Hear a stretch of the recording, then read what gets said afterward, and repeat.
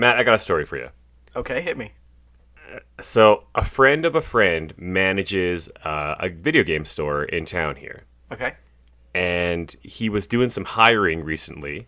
You know, it's a retail, so Christmas, the holiday shopping season. Uh-huh. So they were doing some hiring recently, and as part of their application process on like the form, there is a knowledge quiz just to make sure that people know kind of what they're getting into, and to make sure that these people kind of know video games Yeah. before they hire them. Yeah, Right? uh, and he's sent me some photos of a couple of these applications. I'll read off the knowledge quiz question. Below are listed 3 different video game genres. Please provide 2 examples of games for each that you believe could be classified under that genre. Okay. All right. We encourage you being specific rather than the name of a whole series. So, for instance, write Super Mario Galaxy instead of just Mario. Okay. Allow me to read to you some of these quiz answers. These are from real people. So, these are real applicants to Okay. a video game store. Category, RPG. The answers this applicant provided were Sims games and Walking Dead. Okay. Genre 2, platformer. First example, Nintendo, question mark. Very specific. Second example, Wii, question mark. Super specific. Third genre, visual novel. First example, Harry Potter. Is this Second the example. same person? Yeah, this is all the one applicant. The second example, Narnia. Wow. This is one of several photos I received. One of them is 3 genres. Fighting. Their example was Mario Kart. Second genre, MMORPG. Yeah. Their example, Call of Duty. But it's 2 T's, so it's actually Call of Duty. And for visual novel, they put racing. What? Everybody's favorite game, racing. Wow. Wow. Yeah, I could go on. There's one where I really kind of want you to. okay, one's FPS. They put Far Cry and Fallout, so not necessarily Okay. specific, but okay. They didn't write anything else. That was it. There was 2 other genres, and they They just left left it those blank. blank. And then there's a follow-up question that says, "What is your all-time favorite video game?" And this guy put Fallout New Vegas. So he wasn't specific. He knows Fallout New Vegas, but Yeah. he did not think to be that specific to put that as his As his requested answer. specific Yeah. answer. I guess you can tell he probably left the other 2 blank because he only plays games that are in the same vein as like Far Cry and Fallout. I don't know. Yeah, the one of them for the platformer they put Super Mario, and then they put some for GBA. Oh, sorry, it says Sonic. Sonic for 4G. GBA. That's almost specific.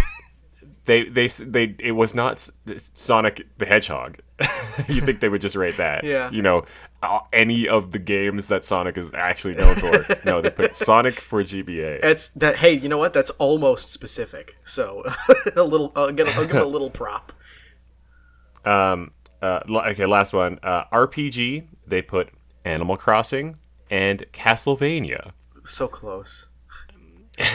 Survival horror. They put Slender and Resident Evil, and then for rail shooter, they put nothing at all. So I guess Slender is technically specific, but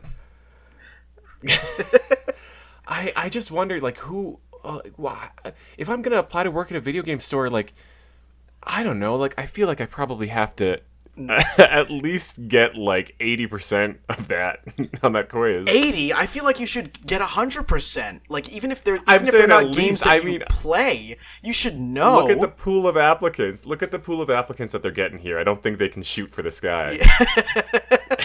I guess not.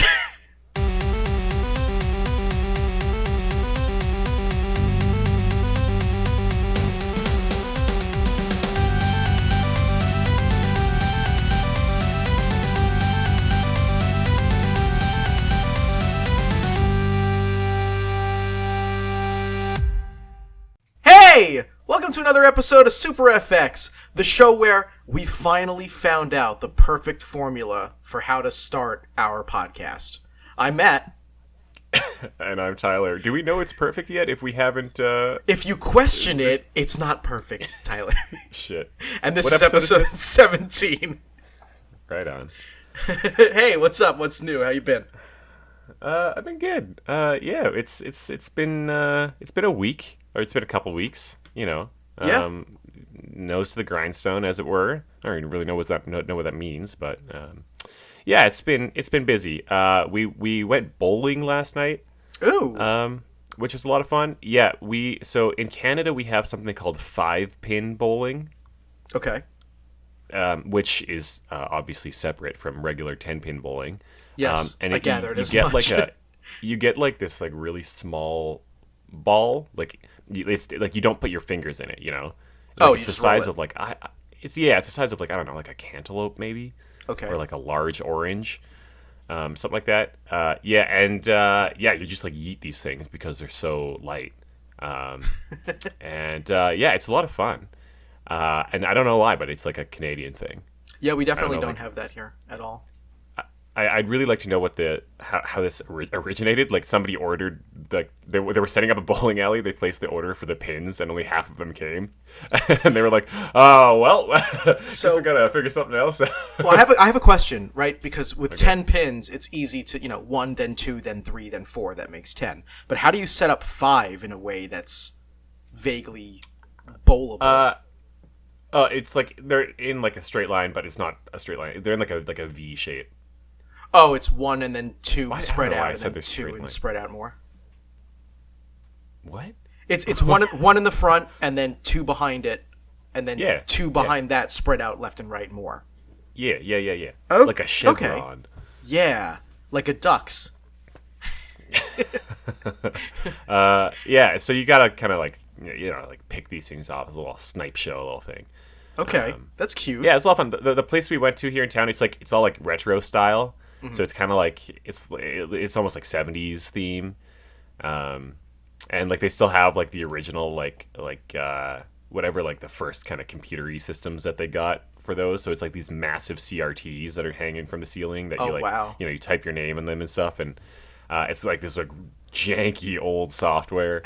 It's really cool, but they do a really good job of it. So yeah, a lot of fun. You've seen all those memes where it's like nobody, no one at all, not a single soul, and then it's like the bowling like strike screen. Oh my god! Yeah. And it's like this fucking Yeah. weird amalgamation of like this deformed child and like a literal turkey, and they're like skipping, holding hands around like what is essentially like a fire, but it's like Those videos are absolutely bananas. I love them so much. I wish I was like, what a line of work that would be to be like the guy who like makes The guy who makes the bowling video. the bowling animations. Yeah. I love that. Yeah, whenever I go bowling with my friends, it's been a long time, but I think it's an unspoken rule. Like when you go bowling with your friends, you're not allowed to like put in your actual name. You have to put in like some dumbass. Oh yeah, nickname. no way. Yeah, certainly. Yesterday I was what Trent, Yeah. like it's like Trent but with an A. Yeah. It's like Trent, but it's Trant. Yeah, that's a real name maybe for Yeah, somebody. no, my friends and I will go bowling, and they use the whole night as an excuse just to go, "Hey, dick balls, you're up!" And then the fucking screen says "dick balls." Do you think like the staff at a bowling alley are like like they check around to see what people are naming themselves, and they like tell their coworkers like, "Hey, this motherfucker just named himself Dick Balls." Or do you think like they've seen it all, Oh, and so like I'm nothing sure they've phases seen them? it all. They've seen so many different groups of people from like all different walks of life, different genders, different like types of humor walk through that bowling alley, putting their names into the fucking interface. They have probably seen every last possible thing. I wouldn't be surprised if they've seen like horribly like racist, bigoted stuff, incredibly sexual things. Like they gotta have seen it all. Okay. Here's a challenge for the listeners out there. Let us know what you think is a name that would actually make the bowling alley employee like laugh, that they had Or at not the very actually least, like seen. do a double take. Yeah, like oh shit, that's a good one. Yeah, it's like, oh, Jim, I haven't ever seen that one before. What about you? No, Tom, I don't think I have. Hey, should we talk about video games? Yeah, have you? What's up? How Bowling's a game. bowling is a game. Wii bowling now on Wii. But no, like, how goes Legend of Dragoon? Are you still slogging through? Yeah, it's ongoing. I'm still playing it. I think I'm 20 something hours in. It's like that, it's the same. I'm not even going to talk about it because it's Yeah, like sure. it's samey as hell. Like you basically get the game in the first like hour of it. You're like, okay, I get it, and then like from there on out, it's just that for Yeah. another 59 hours. All right. Yes, so it's going along. It's very much it's like so mindless, Like I just like play it while like there's a movie on or something, and Yeah. yeah, All right. I almost wish that like it's so close to being like I don't know what the name is, but like a game where like you just can just hit X X X over and over and over, and Mindless. yeah, win the battle. Oh Like it's yeah. almost that, but you have to do, like the QTE attacks. Right. So you can't like fully look away, but it's because like when you're grinding, like maybe for Pokemon especially, like you can just like walk around in a circle, you get into a battle, you hit A bunch, and then you get into the next. Yeah. And so it's like you can like look away entirely, basically. Mm-hmm. But on Dragoon, because of the QTEs, you can't, and I'm like fucking, God damn it. And some of them are actually hard. Sometimes they like throw a curveball. Like sometimes it's like you got to press circle instead of X, like because you kind of it's always the same rhythm for every attack. It's like the same rhythm. Or sorry, for each attack that you pick, they each have their own rhythm, and Right. some of them are longer and more challenging than others. But you have each character has like their attack, and so you kind of learn it over time. But every now and then they throw like a circle in there, and so you like got to pay attention. Oh, you really which is, have like, to be looking then. yeah, Yeah. it feels like a chore. Wow. Anyway, so that's still going. But the other game that I picked up this week that I did not expect to start playing, I was on the eShop during their Black Friday sale, Yeah. and I noticed that there was a game on there that I had heard of and heard good things about for like $3, and so I was like, yeah, I'll pick that up because I was kind of looking for like a I like to call it like that bed game, just something I can play in Oh, bed yeah, yeah. for a few minutes or whatever. So I was kind of looking for something like that. So I picked it up. It is Dicey Dungeons, but you're reading Yeah, the yeah, I'm podcast. laughing because the fucking show notes say die-z Don Dons. Dicey Don Dons. Yeah. That's Die Z Don Dons to you.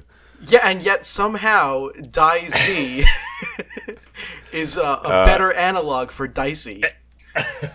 Yeah, so I've been playing Dicey Dungeons, which is by Terry Kavanagh, who also did Oh yeah, VVVVVV. VVVV and Super Hexagon. Yeah. Which Super Hexagon is like one of Lauren's like all-time favorite games, and Cool. we've played a ton of. I have like multiple hours. I'm gonna pull my Steam right now and tell you how many hours I have in Super Hexagon because it's like a stupid amount for such a simple game. I've heard so many good things about it. I haven't played it.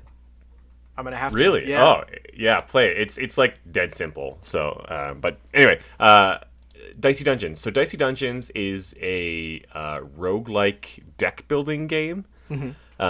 So you kind of go on runs. You play as one of 6 different dice, and you go through these little missions and defeat kind of this fantastical cast of characters, and it's presented as like it's kind of similar to kind of. It reminds me almost of Paper Mario. You know how it's like on a stage, Oh sort of, yeah. and it's like a theater performance. It's Yeah. kind of like that, but it's like a game show.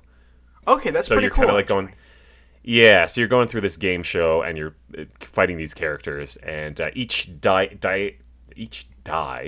Uh-huh. has like a different kind of like quirk to them. So like the main guy is just kind of like a standard fighter, and he'll start with like a certain like a sword weapon, and then there's like a witch, and the witch you have to she has a spell book that you can pick your actions from, and so all of them are like slightly different. Um, but dude, it is so engaging and so addictive. I probably put like I don't know, like maybe like 4 to 6 hours in, and I'm not even close to finishing it. There's like different episodes you can play, so you have to get through like each die has like 6 episodes I think that you have to get through. So what's that? 6 times 6 is 36 episodes in total. Yeah. But yeah, it's a lot of fun. It's not easy, and so but it like every choice is agonizing. Like it does a really good job of you have basically the way that the core gameplay loop is at the beginning of your turn you roll a number of dice, and then you can apply those dice to different actions. So for instance, the main character will have a sword or a battle axe, perhaps, and you'll use that dice on that item, and then that item will do an action depending on what the roll was. So, for instance, the kind of the most basic attacks are like you rolled a 6, and so the sword will do 6 damage. Okay. But you could also put that 6 on an item like a shield that might give you like 6 shield points, or maybe you have like a health regen thing, and so it'll give you like 6 health regen. But it's dependent on your dice roll. So if you rolled the whole hand of ones, right, like then you're kind of hooped. Yeah. But there's certain weapons that'll allow you to re-roll, or they'll increase your roll, or sometimes they'll split dice in half. And so you kind of build your deck of weapons in a way that works synergistically. So if you'd have like a weapon and maybe a health regen item, and then maybe something that will improve your dice rolls, and then maybe something that will I don't know, give you a chance to roll another die, something like that. And so you kind of collect these items as you go through a run. And a run, I would say, typically takes, I don't know, maybe 20-30 minutes kind of thing. Oh, okay. If you don't, So it's like like if you it's make it to easy the to end. just like pick up and put down then. Yeah. You can really get into one like really quick. Okay. It's super fun. The music, it's got a chiptune soundtrack by Chipsel, who I love. So yeah, it's a lot of fun. I don't know how I started playing. Like I saw it on sale. I was like, hey, this is something that I have wanted to play. It's one of those things where it's like I know there's probably not going to be a physical of this, Yeah. and so I felt fine buying it digitally. And it was like $3 or whatever, so I was like, hell yeah, I'm gonna buy it. And Yeah. then what I thought would happen is that it would sit in my library for the rest of Forever. eternity, and I would never touch it. Yeah. But yeah, something compelled me to actually boot it up, and I started playing it, and now I'm fucking hooked. That's awesome. Yeah, it's super good. So I would recommend it. I don't even know what the full price is. Even if it's like $10-20, I think it's worth it. Especially if you're looking for something just like short little bursts kind of thing. It's like, dude, it's so engaging. It's so addicting. I like literally cannot put it down. Yeah, sometimes I do get the urge to just like boot something up quick to play like while I'm winding down for bed, because trying to play like the game that I'm currently like working on, I feel like takes too much brain power when I'm trying to go to sleep. Yeah. So something like Yeah. quick, short like that isn't necessarily like a whole adventure that I don't have to devote a lot of thinking time to would be pretty cool actually. I think I'm gonna check that out. Yeah, I think turn-based stuff works really well for that, because like you can take your time for A, but B, if like something comes up and you have to like get up and go get a drink of water or whatever, like you can just set it Oh, down, yeah. and it's like it doesn't feel like you're really like breaking it. Yeah. I feel like with like platformers or I don't know, like racing games, anything like that, like there's a certain level of thing where it's like it's just too engaging or too like exciting and too, I don't know, like there's High too much octane. dexterity. Yeah. Too much dexterity involved for a bedtime game, So I think Yeah. turn-based stuff like this works really well for that. Yeah, I like puzzle games going to bed too. Like Yeah. this I don't know if this is going to show just how quirky of a collector I am, but like every now and again, it's very rare because again, like it's just something I've thought about here and there. But every now and again, I get the urge to play um, Bust a Move Pocket on Neo Geo Pocket Color while I'm in bed. Really? Yeah, because I have like we have these reading lights from IKEA installed on the wall, and so you just turn a dial, and they just there's this dim light just kind of shining onto specifically my side of the bed, so I don't disturb Jackie, and I can just play like essentially just Bust a Move, but in 8-bit on this like antiquated piece of handheld technology, and it's really You're right. fun. This does show how quirky of a collector you are. But hey, it's fun though, so do it. Yeah, fair game. My bedtime game for a long time was Picross. Oh yeah, I love Picross. I play Picross like even when it's not bedtime. You say Picross, Picross. I don't know how to say it. I've always just said Picross because it comes from like picture cross, right? So like, I guess I don't know. I always thought it like it's like Japanese, right? Like well, but that's the thing, right? Like when you say it in Japanese, it has to be P because there's no I in Japanese. They don't have a choice. Yeah. What? How do you power say of English, Picross? baby? Yeah, how do you say Picross? Leave an interesting or creative response in the comment section. What have you been playing?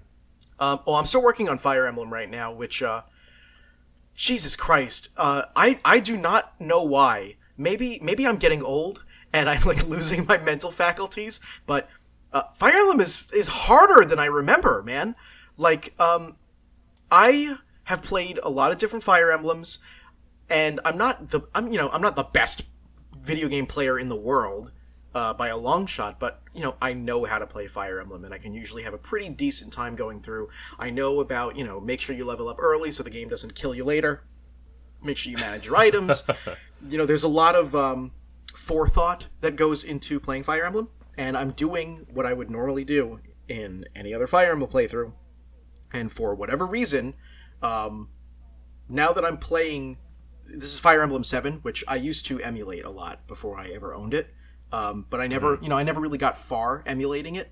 But the last time we spoke about it, I was stuck on Chapter 16X, which is the side story to Chapter 16, and that took me like 10 attempts to do. And I just finally finished Chapters 23 and 24. I was able to do 24 in 2 tries. It was really easy. Most chapters I usually do in only 1 try, but Chapter 23 took me 14 attempts. Oh my god! 6 of those attempts were like I took Jackie to the doctor recently because she wasn't feeling so well, and while she was being seen by the physician, I was in the waiting room, and in just the like short 20 minutes that she was in getting seen by the doctor, I did like 7 attempts because the game like killed me so quickly. And I couldn't really tell if I was making terrible blunders or not because I'm used to Fire Emblem. So I think it's just that this might be a harder Fire Emblem than I'm used to, and I never knew that before because I never got this far into this Fire Emblem.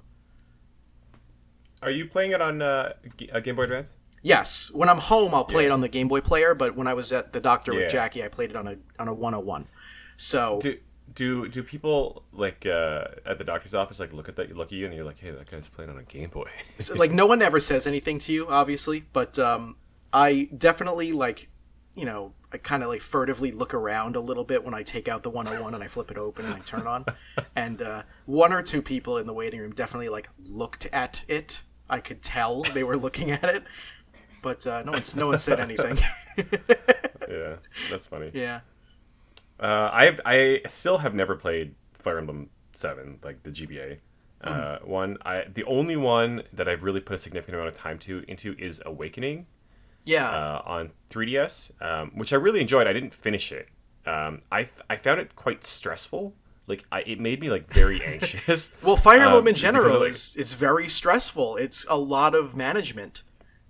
Yeah, and I think because of that, like that's maybe why I hopped out of it. Like I kind of put it down because like it was like I had to like be in the right mindset to play it because it made me anxious. Yeah, I mean, I don't know, do you feel that? Yeah, I mean, so like I already have like anxiety as it is, like as a disorder. And Yeah. playing video games is like something I do to relax me. And that's another thing. Like we were talking about this last time, where typically, even with a game that is, kicking my ass, I tend to still look at the bright side of things. But because I know that at its core, Fire Emblem is a very management heavy experience, it is still fun, but it gets frustrating and makes me anxious when I'm trying to not be anxious. so so that's another reason why, like, yes, I'm having a good time, but I have gone this long and I'm still not done with the game, even though it's maybe only like a 20, maybe 25-hour experience. Like with Legend of Dragoon, I can kind of understand why it's taking you so much time. Not only is it 60 hours, but you're also not having the best time of your life. I'm enjoying Fire Emblem, but it's so daunting that I'll go days without picking it up again. And that's something I have never experienced with a Fire Emblem before, because this is the first time I'm this deep into this Fire Emblem, and I really think it is just that hard and that frustrating of a Fire Emblem. Wow. Dang. Yeah. Based on the way you're describing this, it sounds to me like it's probably something I'm never gonna play. Well, you know what? If you're willing to give it a shot, it's something that I would totally like watch you play on Discord, like we did when we did like Luigi's Mansion or Pikmin or stuff like that. Yeah. Which reminds me, we have to Alright. do that again. Yeah, we should haven't find done that in a something to while. play. Yeah. Yeah. Yeah. Did Fire Emblem 7 come out on anything else? Because I remember didn't they do it on Switch? It was like a limited time release or something, or was that? Oh, that's that the was very like first Fire Emblem for Famicom. that's the Yeah. yeah, the Japanese one. Yeah, yeah. Okay. Shadow Dragon and the Blade of Light. So the GBA one never came out on anything else. I don't believe so. Maybe it is available on the Wii U Virtual Console, but I don't know. Yeah. Okay. Cool. But yeah, if you ever wanted to like pick it up just to play, I mean, you could just emulate it. No one's going to kill you. But it is a beautiful game on a GBA SP 101. It's even Yeah, beautiful on the Game Boy player with like the slightly less sharp pixels. But it's so pretty. Even when I'm like feeling frustrated, all the bright colors and like the fucking the sound design of Fire Emblem games is so beautiful. And I'm not even talking about the soundtrack. The sound effects are euphoria. The sound of moving the cursor around feels good. Clicking on things feels good. Pressing R to bring up the information window is like a very like tingling like doodle thing. It's like it feels really good. The sound design is awesome. I know exactly what you mean. Yeah. I feel like the same way about Advance Wars. Yeah. Playing Advance Wars on a GBA is like, it feels so nice. Yeah, and they're both made by Intelligent Systems, so I guess that kind of goes to show why. There you go. Yeah, probably the same team. Mm-hmm. I was gonna. I know we got a lot to talk about, but I was just gonna say briefly. Lord and I did start playing. It Takes Two. Which is popping off in the news lately because it just won Game of the Year at Jeff Keighley's Game Awards, which we'll get to. Which was surprising to me. It is to me very also. good. Yeah. We are maybe 2 hours in or so, 3 hours or so in. So I think it's maybe like a 10 or 15 hour game. Yeah. It's not super long, but it's extremely inventive. Like we played a little bit of A Way Out, which was Joseph Fares' earlier game. Yeah. I had played his first game is Brothers, I believe, and yes, I actually did play Brothers. I never got to play A Way Yeah. Out, but I watched Game Grumps play it. Yeah, I played Brothers, and I really enjoyed it. I didn't I wasn't like mind blown by it or anything, but I did really enjoy it. We started playing A Way Out, and we kind of fell out of it. I don't know if maybe we'll go back to it after we finish it. It Takes Two. Mm-hmm. It's very dark, and It Takes Two is not at all. And It Takes Two is a lot. Well, it's got some dark tones to it, but A Way Out is just very serious. And It Takes Two is a lot more playful. And so I think that it was a little bit more engaging for us because of that. Yeah. But it's every 5 minutes there's something new happening, and it's like every space you go into is interesting. There's new mechanics introduced all the time. Mm-hmm. It's quite special. It reminds me of a lot of like playing Portal 2 co-op. Oh where you're like yeah. you're solving puzzles together, and there's just like always new mechanics being introduced. Yeah. Like, I mean, it evokes the exact same feelings as playing that. So I would honestly recommend this to anybody who, even if it's somebody who's like not really into games, and maybe you want to like just kind of introduce them to games, or maybe it's something that is just a little bit different for maybe you're a couple, or maybe you're two friends, or maybe something you want to play with a parent or a kid like that. This is a perfect, I think, type of game for all of that. So Which is also, I think it also won like best family game, didn't it? yeah. So Oh yeah. yeah. It's really really special. I'm really excited to get through the rest of it, but definitely like yeah. Okay. At the beginning of this segment, I said that I was surprised that it won Game of the Year, and I still am slightly surprised just based on what the Game Awards is and what this kind of award typically goes to. I think. Yeah. But to their credit, like it's a very good game, and it definitely deserves it. Yeah. Yeah.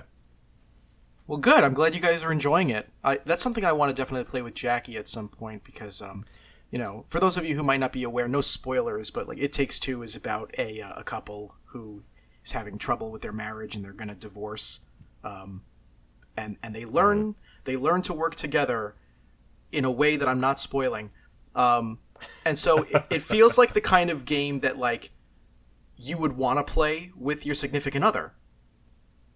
You know? Yeah, yeah, that's fair. Yeah, it's a little bit like the story is a little, I guess, like darker in that sense. It's kind of like the I mean, this is all in the trailer, so it's not really a spoiler, but it's basically the two parents are turned into the daughter's playthings, like the toys, and Yeah. that and so then you kind of navigate, and so because of that, like everything is like larger than life kind of thing. It's all like you start out in like the workshop in the garage, and then you move into like the tree in the backyard, and you're like working with like this army of squirrels and stuff, right? So you're like you're small. Yeah, It's a very weird concept, but it's it's very. it's definitely like something. Yeah, it's definitely cool. something that's like the overarching story is a little sad, but I get the impression that it probably has a happy ending. I assume. I don't know. We'll see. I don't know. Again, I haven't played it.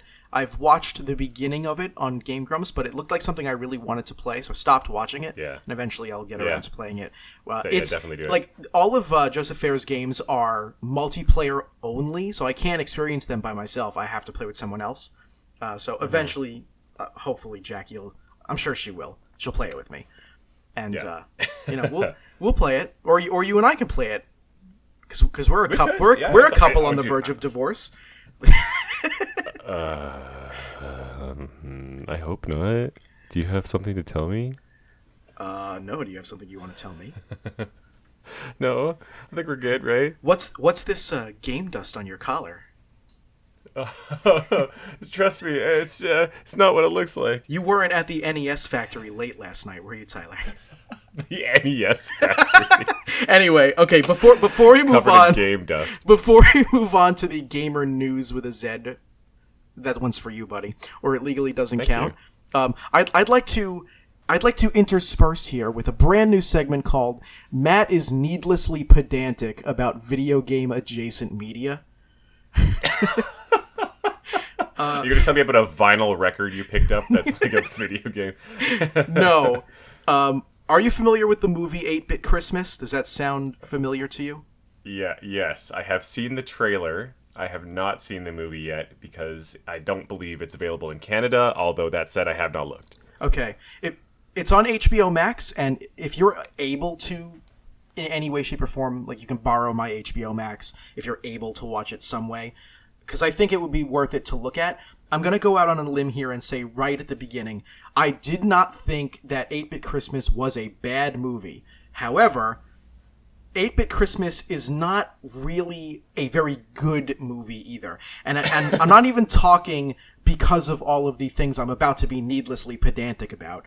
I think the acting is pretty good, except for some of the characters. They're a little wooden. The plot is, while believable when you read it as the trailer, once it gets into the film, it becomes a little contrived. I think some of the Hold on, characters. hold on. Should we? Okay, for those of you who aren't aware, Yeah, there's yeah, a yeah, yeah, film yeah. that just came out called 8-Bit Christmas. It stars Neil Patrick Harris, Yes. and it's directed by Michael Dowse, who also did. If you're Elf. The Canadians will know that what he did Elf. No, it's no. I'm sorry. It's the film was, I believe, produced by the same studio that did Elf. Oh, gotcha. Yeah, the director also did the Canadians will know Fubar and Fubar 2, as well as Goon, which is like a great hockey movie. Go if you're a hockey player or a hockey fan, go watch Goon. It's really good. You weren't really out late last night playing hockey with the guys, Tyler. Anyway, yeah, that's kind of the background on this film. It's what is it? I don't even really know what it's about. So the premise of the film, I pretty much said everything I needed to up until what I'm about to do, where I'm needlessly pedantic. Let's hear it. So the basic premise of the film is Neil Patrick Harris is I think a single father, because it doesn't really explain very well, and he and his daughter, they get along, but she really wants like a new phone for Christmas, and he's like, no, you're not getting a new phone. Let me tell you the story about when I wanted something really badly in my childhood. And they're visiting their grandma's house, but grandma's not home from whatever the hell she's doing yet. So he's like, you know what, I know how to pass the time. And he pulls out the NES, and they start playing the NES, and he's like, well, this is perfect. This is the story I wanted to tell you. So I'm going to tell you about the time that I wanted a Nintendo Entertainment System. And then the rest of the story is told in flashback with occasional leaps forward back in time to Neil Patrick Harris and his daughter having a little tete-a-tete and bantering here and there. And of course, at the beginning, she's like, I don't want to hear this dumb story about this gray box. But then as you go on, it does like that Princess Bride thing where she's like, well, what happened next? And he's like, I thought you didn't care. And she's like, well, I don't. I just need to know. But so that's cute, you know. But, okay. The reason why this section is called Matt is Needlessly Pedantic About Video Game Adjacent Media is because I take video games kind of seriously, in case you guys weren't aware. You don't say. Not only do I love video games as my hobby, but I recognize video games as an art form, and video game history is incredibly important to me, and I believe it should be important to the history of humans in general. Some people see it as a toy, but that doesn't really mean anything. I also think toys are important to the history of human beings. So your argument does not hold water. Anyway, I found quite an exhaustive, but I won't go over every single one because some of them are incredibly pedantic. But I've come up with quite an exhaustive list of errors and just a bad form that this movie took part in trying to make itself a movie all about the NES. So right away, the film starts up and they find the NES and he's like, oh, my old NES. And he's like rifling through the cartridges.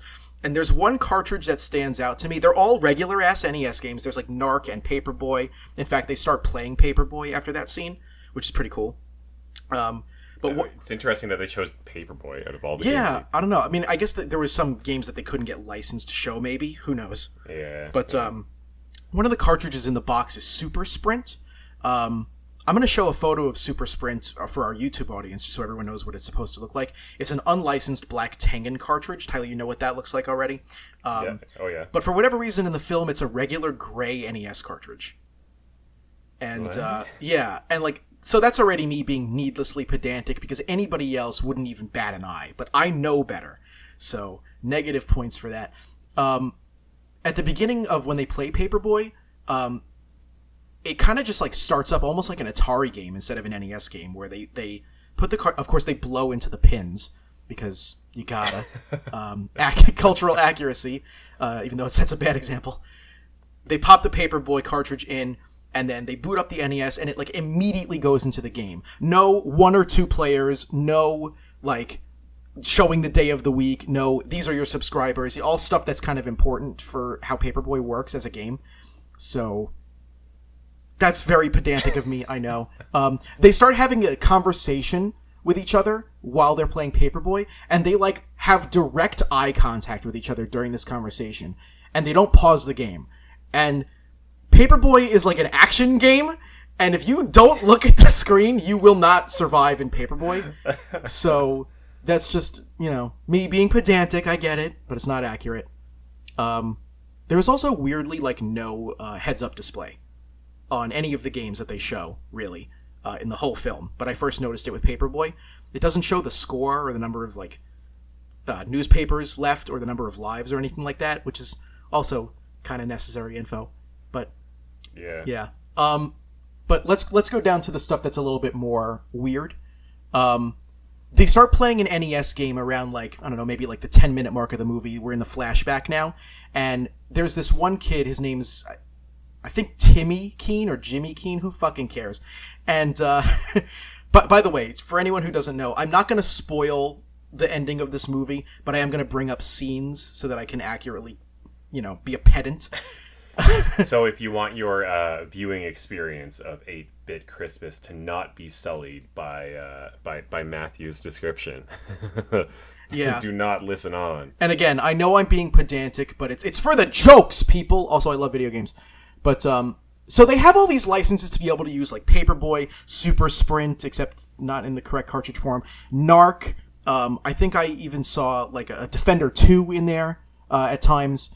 They boot up an NES at the rich kid Timmy Keen's house, and it's this fake game that doesn't exist. It's like something Force 2000 or something. And then it shows gameplay of the game, and it's not a real video game. It doesn't really exist. They made up a game for this scene. And I guess that's fine if it's a fake video game cartridge, but when the point of the movie is to display it's the NES, this is the toy that everyone wanted. They use a lot of real vocab, and they talk about real things in game history surrounding the NES. For them to have a scene where they show a very obviously not real NES game, it just kind of makes me wonder why they didn't choose one of the other games that were in that the shoebox at the beginning of the film. Because they obviously could. They showed the cartridges. There's a scene in that. Oh. Yeah, there's a scene in the film where somebody uses a zapper, and yeah, of course. There's no flashing on the screen when they use the zapper. The stuff just explodes on the screen.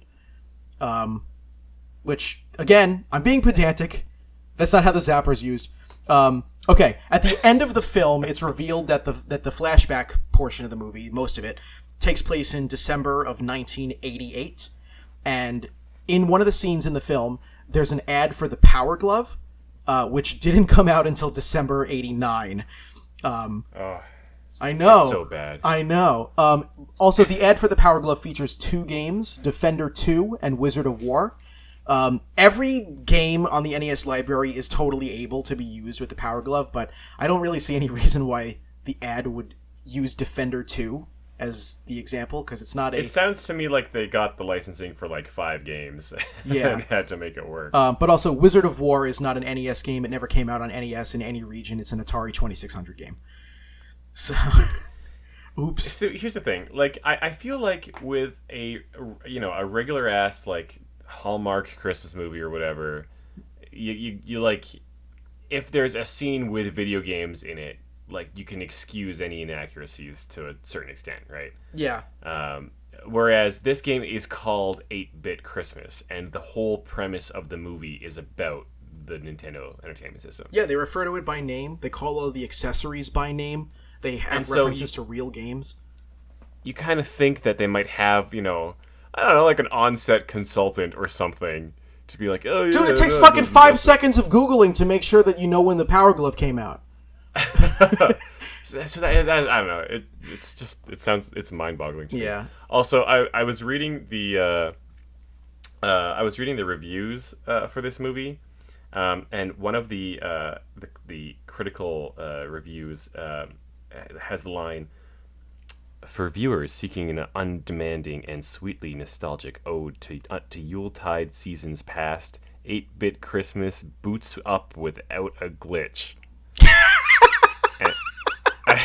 I fucking love it when they do these cheesy one-line reviews, but it also has to kind of like tie into the genre of the film or the topic of Yeah. the film. So now they're using the boots up without a glitch. Oh god. Hey, you know what? More power to whoever's trying to come up with those taglines to get the movie to be viewed by more people.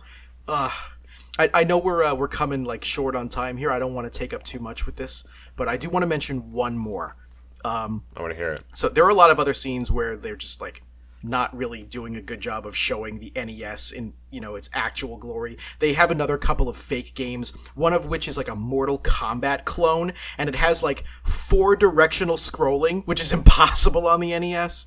And like also they use the Power Glove without the receiver on the TV, and like that doesn't make any sense just from a technological standpoint. But the big thing that got me is there's a scene later on in the film where the main character, Jake, he is looking at an NES display that is like talking to him. Like it's like invented in his mind because he wants it so bad. So the NES is like, come play with me, Jake. And he like walks up to it, and there are like stacked boxes of NESs all around the display, for people to come and buy. And they got the licensing to use the image of the NES. They got the licensing to use the seal of quality. They got the licensing to use the controllers. They got the licensing to use the zapper. I don't even know if any of that really requires licensing, but they were able to use them. However, they use the action set box, and I can tell it's the action set box because it's the only way, like the way that those boxes look in the film, that the way that they have the NES and the controllers set up with the gun, it only appears that way on the action set box. That's neither here nor there. But on literally zero of any of the NES like retail configurations does it ever say the words video game. And that's for a very specific reason. Historically, after the crash of 1983, Nintendo jumped through hoops to avoid using the word video game because nobody wanted to buy video games anymore. And that's really important. It's the whole reason the NES sold it at all. And in the middle of the film, on the action set box, it says Nintendo Video Game Set. And again, I am being pedantic, but the whole reason the NES sold so well is because it never said Video Game Set anywhere on it. No, it was you bought game packs for your entertainment system. Yes, I have an action set box, and literally it says the ultimate in video entertainment right on it. Yes. Yes. So, I don't know. I'm being needlessly pedantic for the comedy, but at the same time, stuff like this, I don't know. It irks you. It does. It irks me a little bit. I feel like at the very least, it took me like 5 seconds of Googling to make 100% sure that I wasn't crazy, because I knew the Power Glove came out in '89. So all I did was look up Power Glove, and the Wikipedia article showed up, and I clicked the word Wikipedia in the Google sidebar, and there it was. They could have done that. Yeah. I don't know. But it's interesting to me that this movie came out. It's like, what are they trying to, because like the Wizard was an ad. Yes. Right? Like that's what it was. That's why it existed, right? Like, this is not advertising anything. It's nostalgia. So like, why? So I get it. Yes, yeah.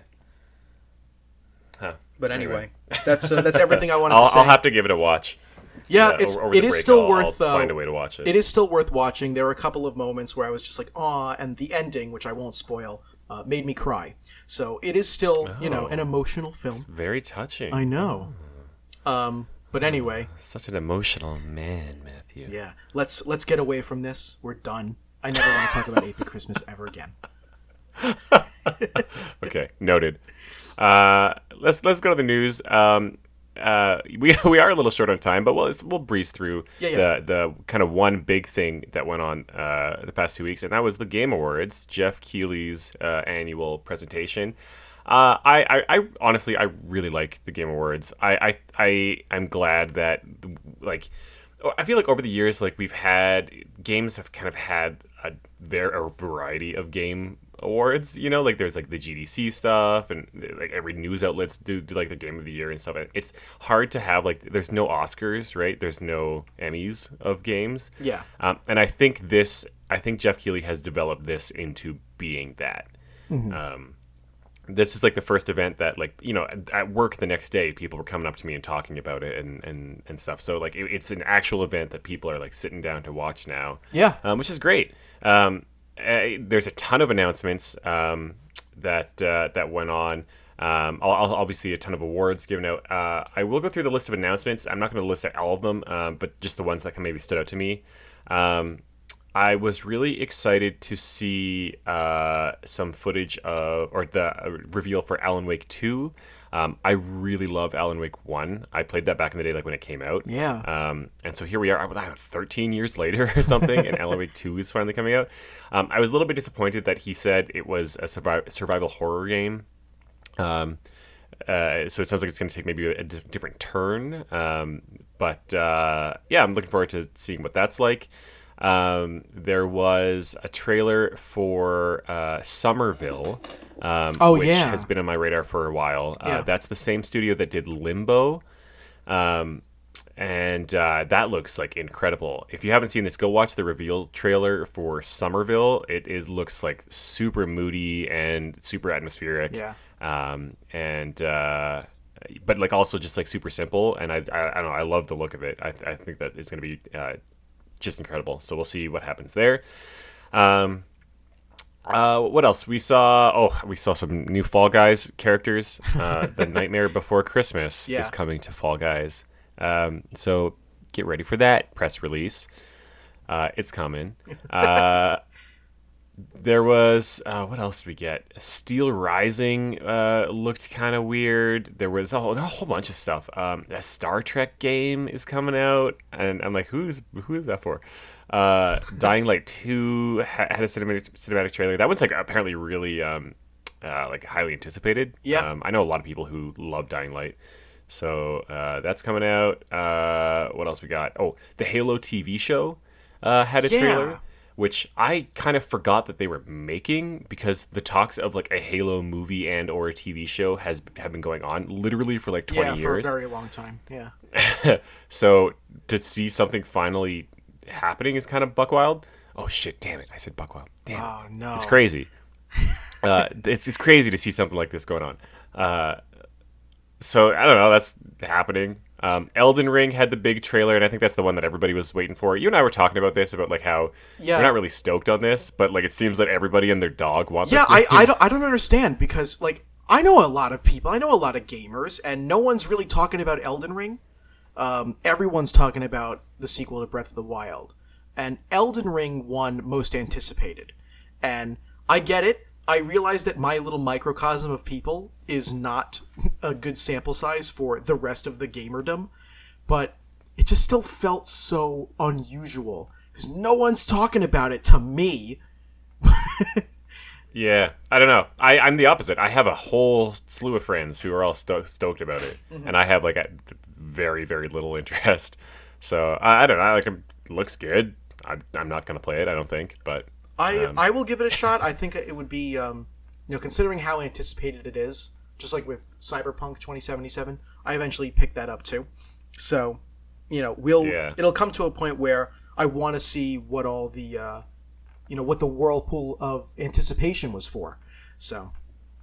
Yeah, I think the thing that maybe you and I were both most excited for is we finally got a look at not only the Sonic the Hedgehog movie 2 trailer, but we also saw the trailer for the new kind of mainline Sonic game called Sonic Frontiers. Yeah, which basically just looks like Sonic Breath of the Wild. Yeah, it looks like Breath of the Wild, and they put Sonic in it. That I'm seeing. I am very interested to see how this is going to go. I won't speak too much on it because, again, there isn't a lot of information. The trailer showed kind of the bare minimum, but what it looks like is just straight up like, hey, that whole like level design thing, like story driven, act to act, zone to zone. It's over. Sonic is going 100% open world 3D, and I am very, very interested to see how they do that, because it doesn't feel like the kind of thing that Sonic was ever designed for.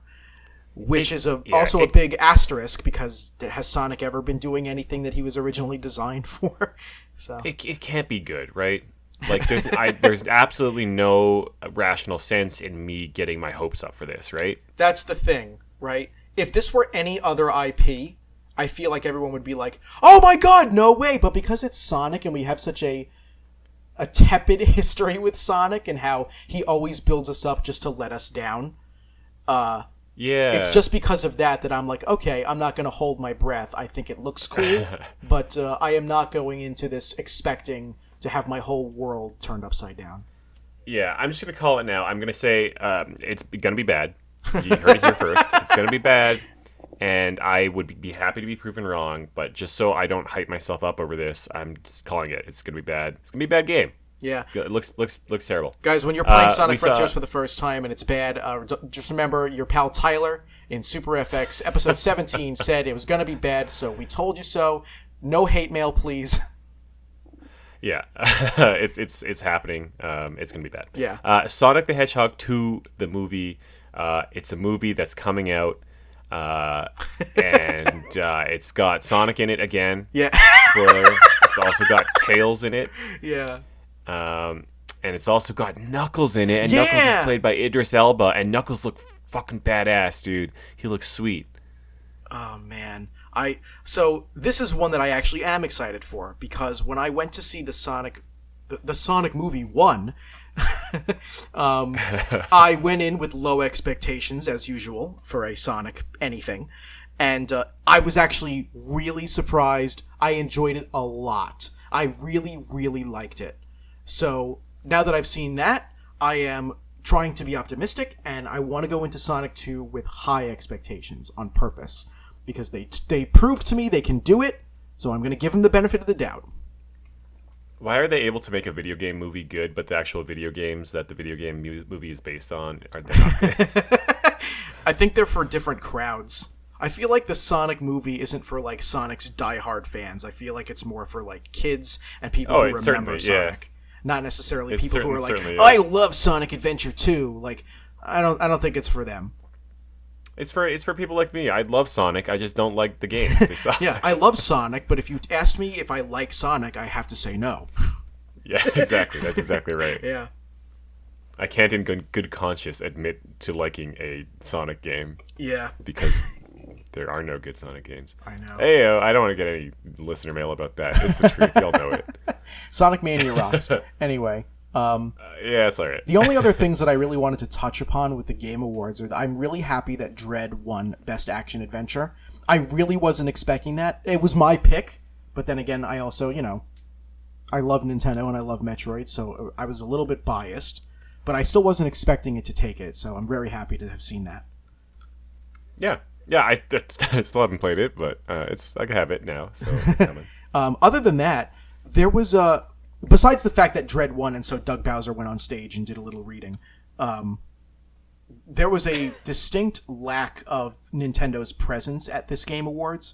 We didn't get any sort of reveals. We got like a couple seconds of a trailer for footage I think we've already seen for the sequel to Breath of the Wild. And, they had like a little sizzle reel Yeah. like a couple times. They had like 2 or 3 of them, but it was all stuff I think that we already knew about. So like, that's cool and all, but usually at the Game Awards, Nintendo has at least somewhat of a presence, or they show us at least a little bit more of something new. Or there's usually a big announcement, like at last year's Game Awards, we got Sephiroth. So, like, I don't know. It's another one of these things where I was trying to be optimistic about it, but the fact that there was nearly no Nintendo presence at all, unless you count the fact that Reggie was there, although that technically doesn't count anymore. I was very shocked that there was less Nintendo presence than any other year at the Game Awards. Yeah, they've been a little quiet lately. The last big thing that we had from them was that Direct where they announced the new Kirby game and that kind of thing. Yeah. And I don't think they've really done much since then, right? We had the Nintendo Switch Online stuff, and that's it. So yeah, they've been a little pretty quiet lately. I imagine, if I had to guess, and I don't know for sure, but if I had to guess, I imagine that they want to keep their reveals to their own event, right? They can do their Direct so easily now that they're able to kind of like control the hype for that kind of thing. Yeah. And I feel like if what they were announcing is even slightly underwhelming, then it would have been overshadowed by the other stuff that happened at the event.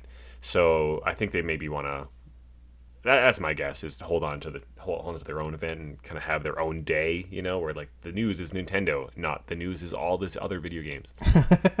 Yeah, I guess so. It was just a little shocking, but you know what? Yeah. I think the Game Awards still went pretty well. I enjoyed myself, and you and I watched it together through Discord, so it was pretty fun. So. Yeah. And Imagine Dragons was there. Oh What yeah. are the odds? It's always Imagine Dragons. That threw me for a loop when Lauren came in and she was just like, "When's Imagine Dragons coming on?" And then she walked out, and like 2 minutes later, they were on. Like, well, there they are. Well, oh yeah, and then she came back from like, I think she was like working on a project or she was doing something, right? Yeah. And she came back and you were Yeah. like, "Hey, you missed Imagine Dragons," and she's like, "Shut the fuck up, you're fucking with me." I'm like, no, legit, you left. You made that comment, left. They came on, did their thing, and then got now off, you're and back. then you came back. Yeah. What was the name of that rapper whose name we found out? I forgot already. I don't even remember. Hold on, It was like a single syllable, wasn't it? It was like jib or something like that. Yeah.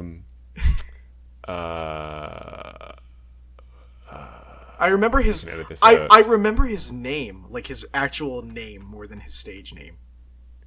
Because I remember you said his name was Destin Choice Roots. Oh, okay. Hold on. Destined Choice. Yeah, Jid. Jid, that's it. What a Yeah, name! I Jid. love love that. I love it for some Yeah. reason. Yeah. But yeah, Yeah. Jid is a that was a treat. We saw Jid. yeah. It was cool. It was cool. I wasn't expecting Imagine Dragons, but here we are. I was. Lauren was. Yeah, she definitely was. Yeah. All right, let's go into the pickups. These are before we actually wrap pretty. up here. These are pretty quick for me, so now I don't feel Yeah, so go for bad. Running up our time with my needless pedanticisms. But so there are two versions of Sonic the Hedgehog 2. Physically speaking, the game is exactly the same, but it was released bundled with Genesis consoles as not for resale version. The same with Sonic 1, and there was also a standalone version that doesn't say not for resale on it. And I only ever had one copy. I just had the standard regular cartridge, but I didn't have the box or the manual or anything.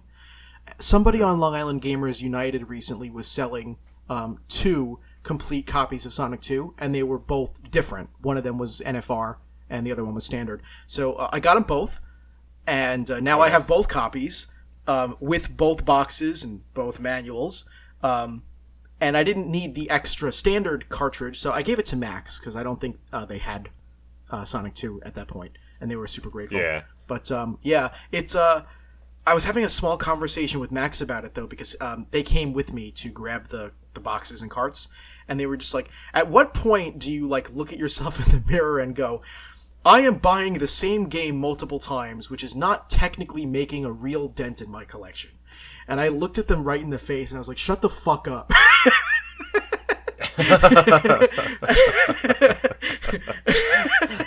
Don't say that to me. I already deal with it. I don't have to be lectured. But it was really funny. Yeah, well, you got two Sonic 2s. I got one Sonic 3. Yeah, oh yeah. Yeah, my buddy Justin. What's up, Justin? How's it going, bud? I think he just said he just like found it cleaning. I think he had his copy of Sonic 2 and Sonic 3, and I had 2. I didn't have 3. Mm-hmm. And I said I'll pick you up from your house and we'll go out for dinner, and I'll buy you dinner for that in exchange for that copy of Sonic 3. Oh, dude, you spent more than was the like, cartridge yeah, okay. worth. Yeah, probably. Hey, we it's got still to good hang of out. you. So we went for donaires, and I got him a donaire in exchange for his copy of Sonic 3. Oh, cool. Yeah, so now I've got 1, 2, and 3. I don't have on Knuckles.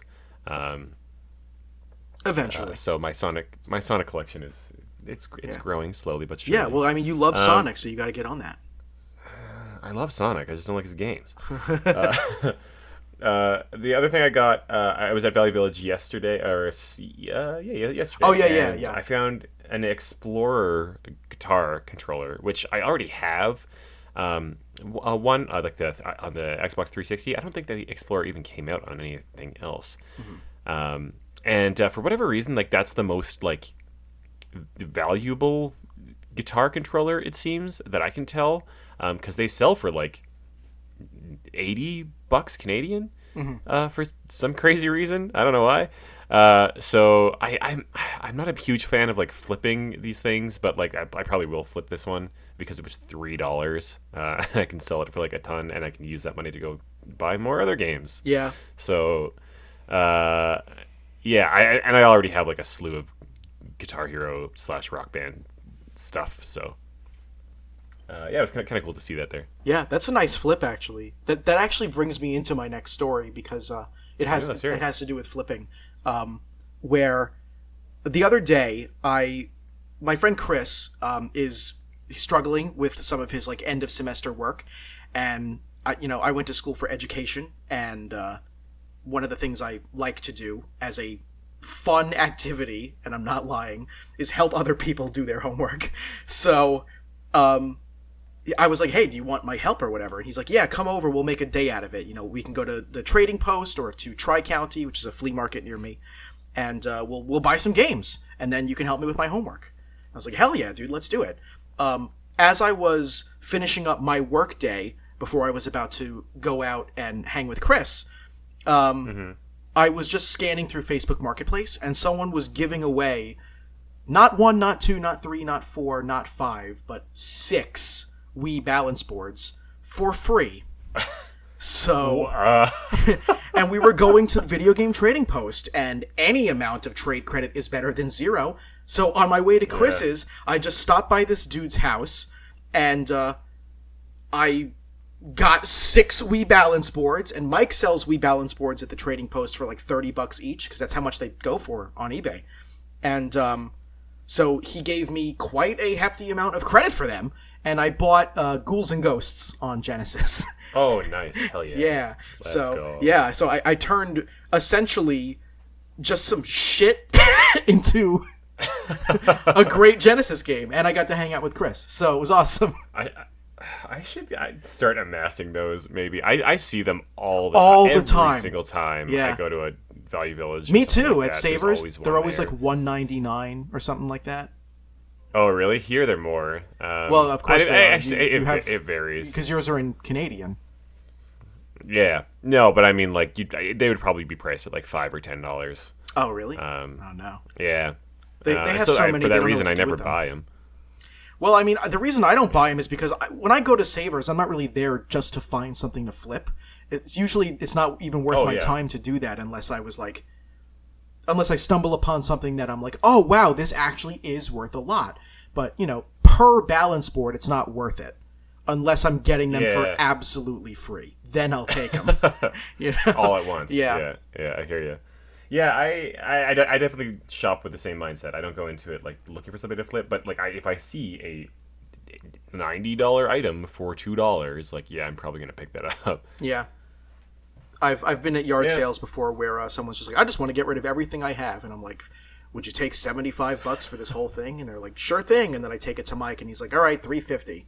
And I keep this is where you say, hey Tyler. You call up your buddy Tyler, and you say, hey Tyler, do you have any of these games? I did that. I did that to you. I know.